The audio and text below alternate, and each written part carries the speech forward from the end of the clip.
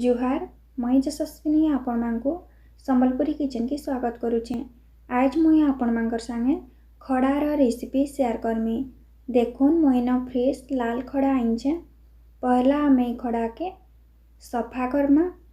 देखुन इटा जिन तार मंजी माने अच्छे तार पतर के आमे अलगे देकरी इटाके आमे सफा करी धुई देमा। धुई सारा परे आमे इटाके 2-2 इंच रो गैप रे काटमा। देखुन मुझे एंता काटी दीचे। आपण माने आपण मानकर पसंद हिसाब रे इटाके आउ टिके छोट किंबा बड़ करि पारबे। तार परे आमे बेसर बाटमा। बेसर बाटबार लगी मुई न कला सुरसु 2 चम्मच नहींचे, 5-6 को लहसुन और 4टा सुखा मिर्चा इटाके आमे चिकन करी बाटी देमा। देखुन बेसर में बाटी करी आनी आसली ना। इना देखुन गैस ऑन करी करी मुई गोटे करेई रे आधा कप बागिर पानी गरम करिछे। पानीटा गरम हो गला ना इथिरे आमे खड़ा देमा, स्वाद अनुसार नून देमा, आधा चामच देमा हल्दी पाउडर। ई सब के आमे भल करी मिसई देमा। खड़ा सिझबार लगी जेतकी पानी दरकार हेतकी देबे, बेसी पानी नहीं देबे। कभर करी आमे सिझबार लगी देमा।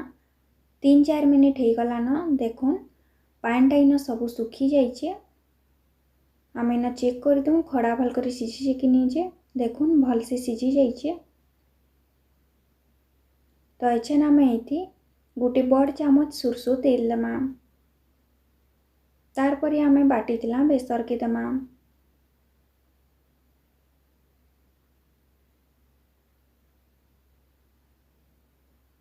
एछे ना आमे ताके भल करी मिसई देमा। गैस रा फ्लेम के एछे ना आमे लो टू मीडियम रे रखमा। आ इताके 3-4 मिनिट तक भाजमा।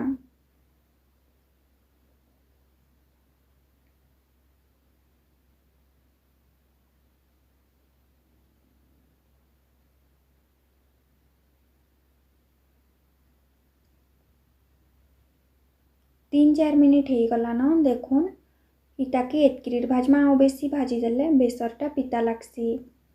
तो एछे आमे इटाके गोटे प्लेट रे बाहर कर देमा।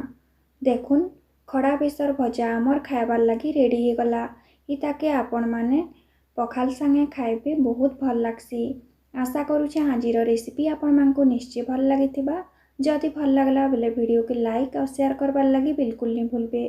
चैनल रे जदि आपण माने नुआ अछन बेले तले थिबा रेड सब्सक्राइब बटन रे प्रेस करी करी चैनल के सब्सक्राइब करूँ। आगे आसुवा नुआ नुआ वीडियो नोटिफिकेशन पाइबार लगी हेले सब्सक्राइब कला परे साइड आड़े आसुवा बेल बटन रे प्रेस करी करी ऑल ऑप्शन के सिलेक्ट करूँ।